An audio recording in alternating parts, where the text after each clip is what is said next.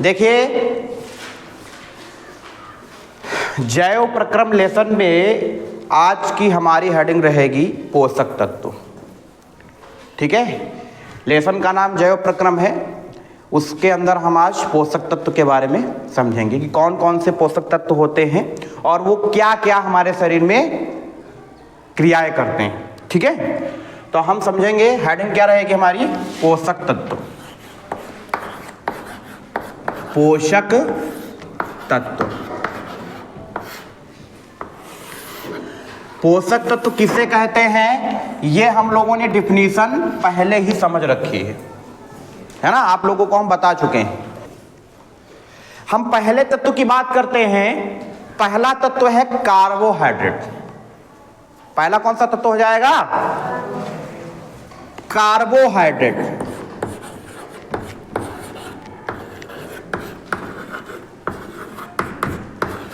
Carbohydrate, देखिए जो carbohydrate होता है, ये जो शरीर में जैविक क्रियाएं होती हैं,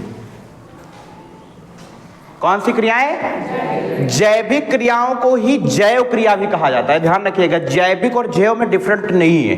ठीक है, बस यहां पर उन्हीं क्रियाओं को जैविक लिख दिया गया है। जैविक क्रियाओं में कार्बोहाइड्रेट का योगदान होता है। ये जो कार्बोहाइड्रेट है, ये एक प्रकार का कोशिकीय ईंधन है। कौन सा ईंधन है, पोषक तत्व में पहला हमारा कार्बोहाइड्रेट। कार्बोहाइड्रेट हमारा एक प्रकार का कोशिकीय ईंधन है। यह जो है कोशिका में क्या होता है, जलता है और क्या करता है, एनर्जी देता है। देखो, ये जो कार्बोहाइड्रेट होता है, कार्बन, हाइड्रोजन और ऑक्सीजन से मिल करके शरीर को ऊर्जा देता है। बात समझ में आ रही है ना, किसको किसको, किससे किससे मिलकर के, कार्बन, हाइड्रोजन और ऑक्सीजन, इन चीजों से मिलकर के यह शरीर को ऊर्जा प्रदान करता है। कुछ जो कार्बोहाइड्रेट होते हैं सरल होते हैं और कुछ कार्बोहाइड्रेट थोड़ा जटिल होते हैं। तो सरल कार्बोहाइड्रेट क्या होते हैं, जैसे ग्लूकोज की बात कर लें। ग्लूकोज सरल कार्बोहाइड्रेट है कि नहीं है। फ्रक्टोज हो गया, फ्रक्टोज भी आपका कैसा है, सरल। लैक्टोज आपका सरल कार्बोहाइड्रेट है। यानी ग्लूकोज, लैक्टोज, फ्रक्टोज कैसे हाइड्रोकार्बन है। और कुछ भैया जटिल भी कार्बोहाइड्रेट होते हैं, जैसे वो मंड जो मिलता है ना, वो मंड जो है वो जटिल कार्बोहाइड्रेट होता है। यह हमको आलू में देखने को मिलता है। साबूदाना, आलू हो गया, साबूदाना हो गया, चावल हो गया, मक्के का आटा हो गया या मक्का कह लीजिए, इन सभी में जो हमको मंड मिलता है वो जटिल कार्बोहाइड्रेट होता है। कैसा होता है, कार्बोहाइड्रेट का कार्य क्या है मैं लिखता हूं।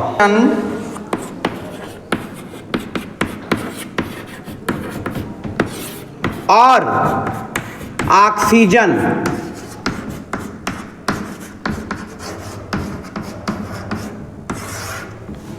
के मिलने से बनते हैं, के मिलने से बनते हैं। कार्बोहाइड्रेट हेडिंग में हमने समझा कि ये जैविक क्रियाओं के लिए कोशिकीय ईंधन के रूप में कार्य करते हैं। ये कार्बन, हाइड्रोजन और ऑक्सीजन के मिलने से बनते हैं। जैविक क्रियाएं क्या होती हैं ये आप लोगों को हम बता चुके हैं। आप फिर से जो है चैनल पे जाकर के उस वीडियो को देख सकते हैं। ठीक है, एक बार फिर से उस चीज को समझ सकते हैं। ये सब हमने आप लोगों को बता रखा है। अब कार्बोहाइड्रेट के दो भाग होते हैं भैया। कार्बोहाइड्रेट के दो भाग होते हैं। कौन कौन से दो भाग होते हैं, पहला होता है सरल कार्बोहाइड्रेट। सरल कार्बोहाइड्रेट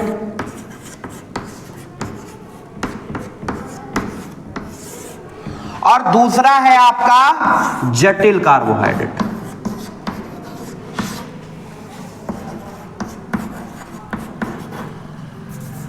जटिल कार्बोहाइड्रेट बच्चों से पूछ लिया जाता है कि पोषक तत्वों के नाम बताओ, कुछ लोग नाम बता देंगे तो उनके कार्य नहीं बता पाएंगे, कुछ लोग कार्य नाम कुछ भी नहीं बता पाते हैं। तो कार्बोहाइड्रेट को समझिए, हम आपको 10 बार ये बात बता रहे हैं कि ये ईंधन के रूप में कार्य करते हैं, और जब भैया ईंधन जलेगा तो आप लोगों को ऊर्जा मिलेगी, ये आप लोग ध्यान रखिएगा, ठीक है। इनका निर्माण हमने बताया, ये कार्बन, हाइड्रोजन और ऑक्सीजन के मिलने से बनते हैं। जैसे आपसे कोई पूछे कि कार्बोहाइड्रेट का निर्माण या किससे वो मिलकर के बने हुए होते हैं, तो आप तुरंत बताइए कार्बन, हाइड्रोजन और ऑक्सीजन के मिलने से कार्बोहाइड्रेट का निर्माण होता है या वो बनते हैं। 2 प्रकार के हमने आप लोगों को बताए, क्या? कार्बोहाइड्रेट, सरल कार्बोहाइड्रेट, दूसरा जटिल कार्बोहाइड्रेट। सरल कार्बोहाइड्रेट में आपका क्या क्या आता है, उदाहरण आपका हो जाएगा। उदाहरण की बात करें तो सरल कार्बोहाइड्रेट में आपका आता है भैया क्या? ग्लूकोज। सरल कार्बोहाइड्रेट में ग्लूकोज आता है, फ्रक्टोज,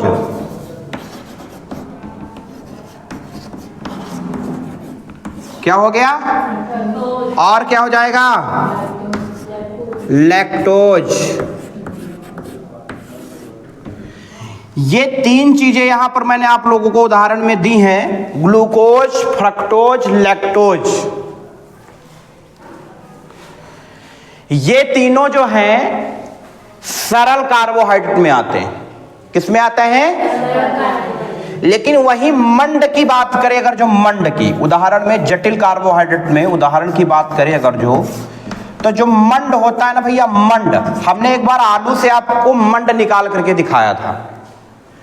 अगर जो आप लोगों को ध्यान ना हो तो एक दिन आलू ले आइए और आप लोगों को मंड निकाल करके दिखाएं, ठीक है।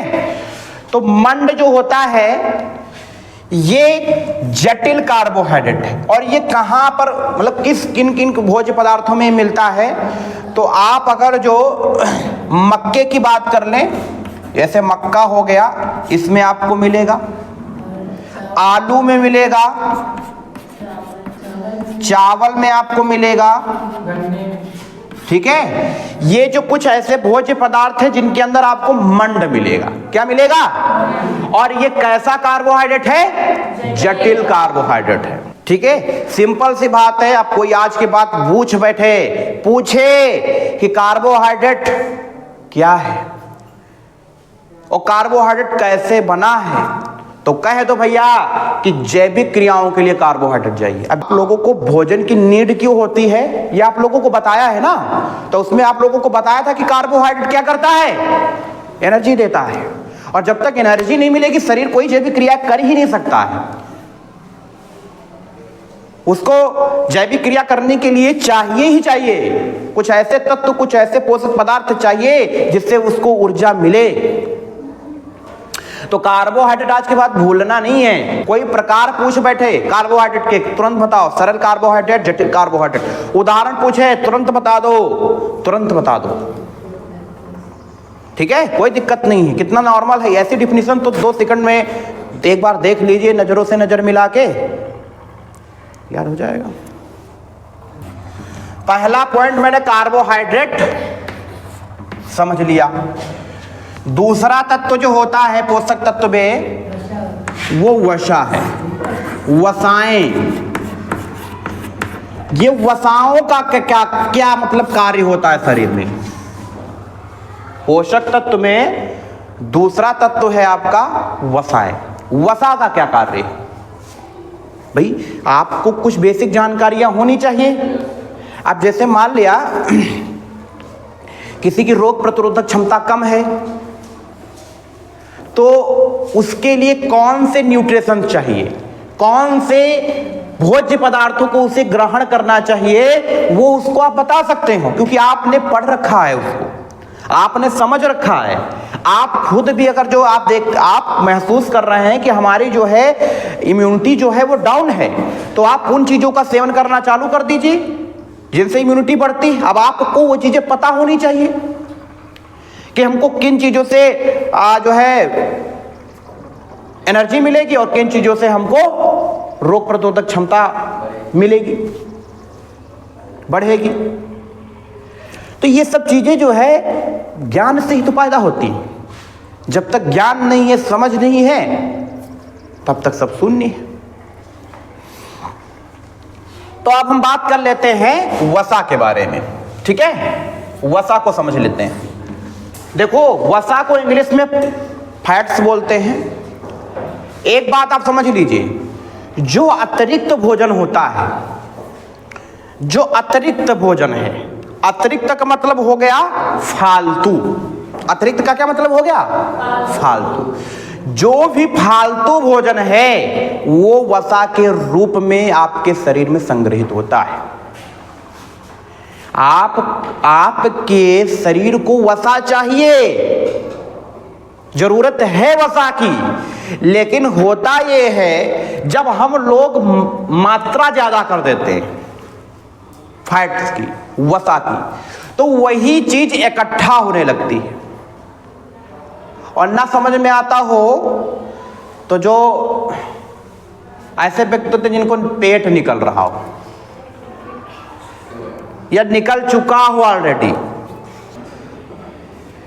तो ये अतिरिक्त वसा है जो आपकी लेयर बना बना करके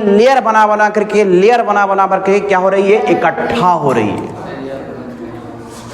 क्या हो रही है? एकत्रित हो रही है। अब देखिए एक चीज और, वसा ऊर्जा तो देती है जबरदस्त मात्रा में। हमने कहा जो अतिरिक्त भोजन है वही हमारा क्या बन जाता है? वसा बन जाता है, फैट्स बन जाता है। और देखिए, वसा ऊर्जा तो प्रदान ही करती है, वसा ऊर्जा तो प्रदान ही करती है, साथ में ताप नियंत्रण भी करती है। देखो, इनका जो निर्माण है, जैसे आपको अभी कार्बोहाइड्रेट में बताया कि इनका निर्माण कैसे होता है, तो वैसे जैसे कार्बोहाइड्रेट का निर्माण होता है वैसे ही वसा का भी निर्माण होता है। कौन कौन सी चीज? कार्बन, हाइड्रोजन और ऑक्सीजन। ये तीनों चीजें मिल करके वसा का निर्माण करती हैं, लेकिन इसमें ऑक्सीजन की मात्रा कम होती है। शरीर में अतिरिक्त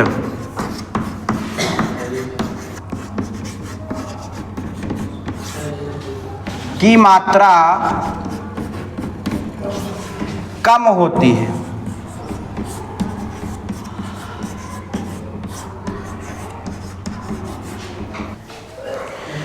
अब अगर जो हम उदाहरण की बात करें, उदाहरण अगर जो हम ये बोले कि ये वसा है वो किन किन भोज्य पदार्थों में ज्यादा मिलती है, तो ये बात सबको पता होगी। उदाहरण में हम लोग क्या क्या लिख सकते हैं? जैसे घी हो गया, दूध हो गया, सरसों का तेल लिख सकते हो, यानी सरसों लिख सकते हो, सरसों लिख सकते हो ना आप, तिल लिख सकते हो, मूंगफली हो गया। ये जो मूंगफली है ना, इसका भी तो तेल भैया निकाला जाता है, आदि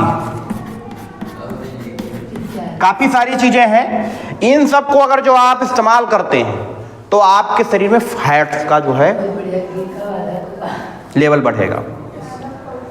इसलिए फैट्स को ज्यादा ना बढ़ाएं, उसको उतनी ही मात्रा में लीजिए जितनी जरूरत है। हमने कार्बोहाइड्रेट्स को समझ लिया, वसा समझ ली। अब हम अगली हेडिंग समझेंगे, तीसरी नंबर की हेडिंग प्रोटीन। क्या समझेंगे? प्रोटीन। देखो भैया, देखो जो प्रोटीन होती है ना, इसका तो बहुत बड़ा रोल है। प्रोटीन की मात्रा शरीर में नहीं कम होनी चाहिए किसी भी, हालांकि कोई भी तत्व की शरीर में कमी नहीं होनी चाहिए, लेकिन जिसमें प्रोटीन भी आपकी बहुत अहम है। इसको अगर जो आपने इसकी मात्रा आपके शरीर में डाउन हो रही है ना, तो बहुत बड़ी समस्या हो सकती है। ठीक है, समझाता हूं प्रोटीन के बारे में तो आपको भी समझ में आ जाएगा। देखिए, सबसे पहला अगर जो हम पॉइंट बताएं प्रोटीन में, सबसे पहला पॉइंट, जीव द्रव्य का निर्माण। जीव द्रव्य का, जीव द्रव्य के निर्माण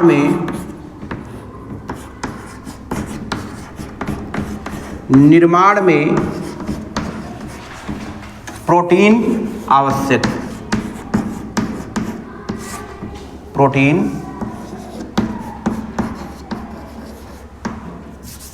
की आवश्यकता होती है, ये भी लिख सकते हैं।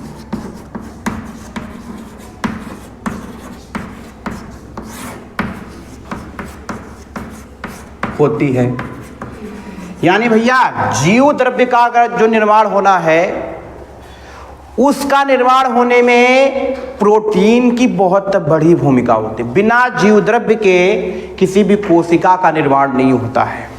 जीव द्रव्य बहुत ही जरूरी होती है। सभी प्रकार के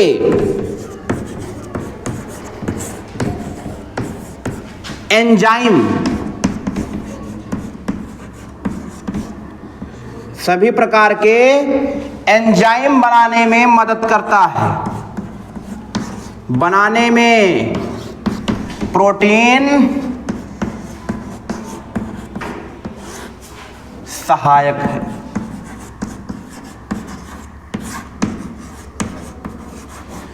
यानी जीव द्रव्य के निर्माण में प्रोटीन तो आवश्यक है ही है। दूसरा है सभी प्रकार के एंजाइम जो शरीर में बनते हैं उनकी भी मात्रा प्रोटीन के ऊपर डिपेंड करती है। यदि प्रोटीन, जैसे कुछ लोग क्या होता है, आदत होती है क्या खाते हैं, चावल और सब्जी, चावल और सब्जी, चावल सब्जी, चावल, मतलब थक जाओगे बोलते बोलते, इतनी बार खाते हैं। दाल जो लोग इस्तेमाल नहीं करते हैं, गलत बात है। आप दाल का इस्तेमाल अवश्य करिए, क्योंकि ये जो चीजें हैं ना जो मैं बता रहा हूं ना, जीव द्रव्य का निर्माण और एंजाइम का निर्माण, ये अगर जो नहीं हो रहा है शरीर में सही से, तो समझ लीजिए आपका जो बौद्धिक विकास है ना वो भी रुक जाएगा। इसलिए प्रोटीन की मात्रा आपके शरीर में पर्याप्त मात्रा में होनी ही चाहिए। आप जिस चीज को आप ज्यादा पसंद करते हैं उसको फोकस करिए, हम ये नहीं कह रहे हैं, लेकिन आप उस चीज को भी जो है इस्तेमाल करिए जो आपके शरीर के लिए बहुत ज्यादा लाभदायक है। भाई आलू खाएंगे, आलू की सब्जी खा रहे हैं, कुछ लोग उसमें टमाटर भी पड़ा हुआ नहीं खाते हैं, सिर्फ आलू खाते हैं, तो आलू कार्बोहाइड्रेट, शर्करा कार्बोहाइड्रेट क्या है। तीसरे पॉइंट की अगर जो हम बात करें, ये शरीर में मरम्मत का कार्य करते हैं, मरम्मत का कार्य करते हैं। मरम्मत मतलब ठुकाई पिटाई का काम। जैसे क्या होता है ना, एक भवन में जब कोई गड़बड़ी आ जाती है, कहीं प्लास्टर टूट गया, कहीं कुछ हो गया, कोई ईंटा निकल गया, कुछ हुआ ऐसे ऐसे, या आप लोग लिपाई पुताई करते हैं, पेंट निकल जाती है, तो मरम्मत करवा रहे हैं कि नहीं करवा रहे हैं। अब उसके लिए क्या करते हैं, पेंटर को लाते हैं कि नहीं लाते हैं। अब देखो उसी प्रकार ये जो प्रोटीन होती है ना, ये प्रोटीन ये शरीर में मरम्मत करती है।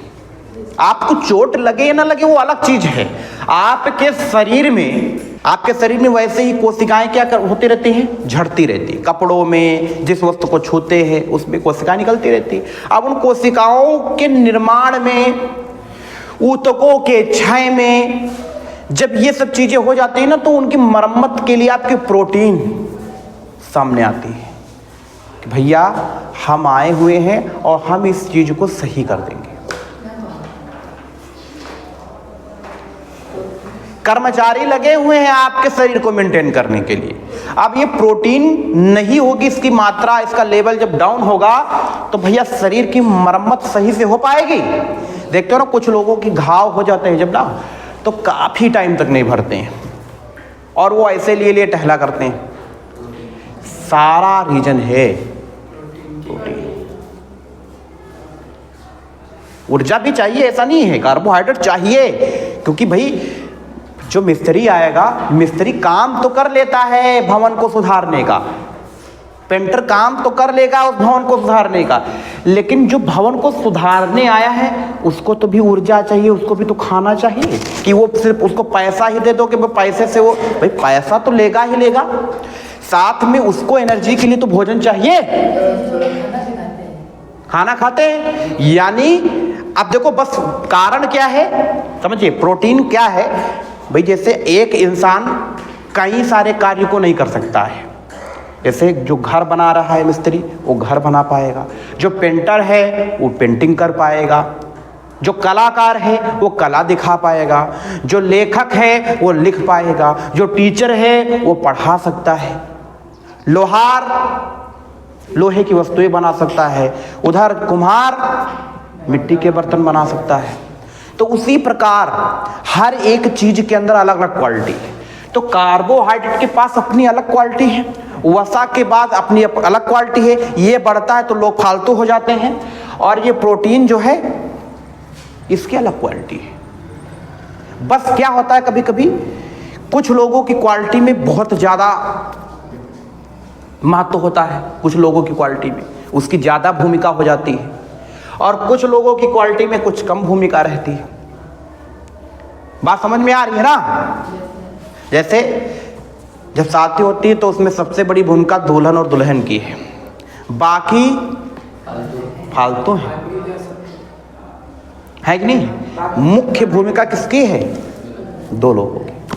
ठीक है। और एक बात समझ लीजिए, प्रोटीन आवश्यकता पड़ने पर ऊर्जा भी देती है, ये ध्यान रखिएगा। ऊर्जा भी प्रदान करती है।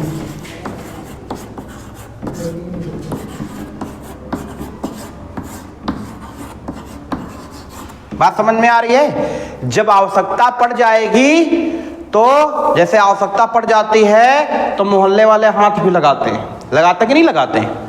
कभी कभी ऐसे काम आ जाते हैं कि मोहल्ले वालों की भी जरूरत पड़ जाती है।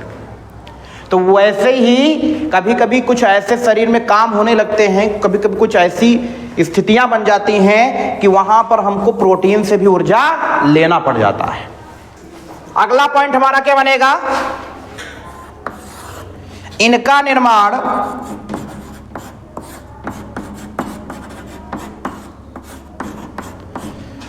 Carbon, gamma hydrogen, gamma nitrogen, किससे हो जाएगा? नाइट्रोजन। ये बस एक तत्व यहां पर चेंज है। ठीक है। यहां पर हमने ऑक्सीजन की बात की थी ना अन्य में, लेकिन यहां पर क्या है? कार्बन, हाइड्रोजन और नाइट्रोजन। यानी इनका निर्माण कार्बन, हाइड्रोजन तथा नाइट्रोजन से होता है। यानी इनके निर्माण में तीन चीजें बहुत जरूरी है। स्रोत, प्रोटीन के स्रोत। तो क्या हो जाएगा? दाल हो जाएगी, पनीर हो जाएगी। अब दाल में सभी प्रकार की दालें आ गई भैया। ठीक है। हाँ, दालें है ना, यानी दालें, बहुत सारे प्रकार की दालें। पनीर हो गया, और क्या बताया? सोयाबीन। सोयाबीन अगर जो आप ले रहे हैं, तब सोयाबीन कौन कौन खाता है भाई? और आप जानते हो ना, जो आपकी अंडा होता ना, अंडे में भी भैया प्रोटीन होती है। तो इस काफी सारे स्रोत हैं। ठीक है। तो इसमें इन चीजों का सेवन करना चाहिए। चीजें हैं जैसे आप पालक वगैरह है ना, जो पालक वगैरह होता है ना, पालक वगैरह जैसे मूली का पालक हो गया, और एक कई सारे प्रकार के पालक आते हैं, चौरैया का पालक भी होता है, करमुआ है ना, ये कई सारे प्रकार के जो है पालक होते हैं। उनका आप सेवन करिए भरपूर मात्रा में, जबरदस्त तरीके से प्रोटीन लीजिए आप, है ना। देखो जो दवाइयाँ होती, जो रासायनिक दवाइयाँ हैं, उनकी अपेक्षा अगर जो मैं इन पदार्थों का, इन भोज्य पदार्थों का इस्तेमाल करूँ ना, तो जल्दी से आप हील हो सकते हैं, जल्दी से आप ठीक हो सकते हैं। कुछ ऐसी ऐसी चीज़ें हैं जिनको आप सेवन करिए, अगर जो आप पर लीवर संबंधी बीमारी है वो दूर हो जाएगी। ठीक है, जितने भी हरी सब्जियां आती हैं ना, आप उनको ना खा पाओ तो उनका रस निकाल लो, जूस निकाल लो गर्म पानी में जो है उनको उबाल करके, और उनका सेवन करिए। देखो क्या ज़बरदस्त लाभ मिलता है आपके लीवर को। लौकी हो गया है ना, करेला हो गया। करेला देखो करछीला तो होता है ना, लेकिन बहुत ही लाजवाब सब्जी है वो, उसको जरूर खाना चाहिए आप लोगों को। जब सीजन आए, चाहे जितना आप लोगों को वो खराब लगती हो सब्जी, लेकिन आप उसका सेवन जरूर करें। नीम देखो, नीम कितनी कड़वी होती है, लेकिन जबरदस्त बेनिफिट होते हैं उसके। पता नहीं, अब तो लोग नीम की पत्तियां सुखा सुखा करके बेचते हैं, उनका जो है पाउडर बन करके पता नहीं कहाँ कहाँ कौन कौन सी औषधियां बन करके जो तैयार होती हैं उनसे। मौसमी फलों का अवश्य सेवन करिए, भले ही वो आपको अच्छा न लगता हो, एक दो बार आप उसको खाइए, बहुत ही ज़रूरी है आपके शरीर के लिए। ऐसे नहीं है, जो मौसमी जो फल होते हैं, मौसमी सब्जियां होती हैं, ऐसे नहीं उगाई जाती हैं, ऐसे नहीं तैयार होती हैं, वो आपके शरीर के लिए बनी होती हैं। जैसे अभी इस मौसम में खीरा देखिए, खीरा आता है कि नहीं आता है, खरबूजा आता है, तरबूज आता है, ये सब क्या है आपके शरीर के लिए। आपके शरीर, देखो आपके शरीर में इस वक्त डिहाइड्रेशन की समस्या हो सकती है, हो सकती कि नहीं हो सकती। यदि आपने सही मात्रा में पानी नहीं इस्तेमाल किया, सही मात्रा में पानी नहीं पिया, तो आपके शरीर में वाटर की कमी हो सकती है, इसलिए ग्लूकोज लग सकता है बाद में फिर। तो आप इन पदार्थों को, इन सब्जियों को खाइए, आप उनको मार्केट से लाइए। आप चाट मटर की तरफ मत भगिए, समोसे की तरफ मत भगिए। आज के समय में यदि उसको आप रोज खा रहे हैं ना, तो बहुत बड़ी समस्या पेट वाली बन सकती है। आप इस्तेमाल करिए, कभी कभार खा लीजिए, कोई दिक्कत नहीं। इन चीज़ों को खरीद करके ले खाइए उसको।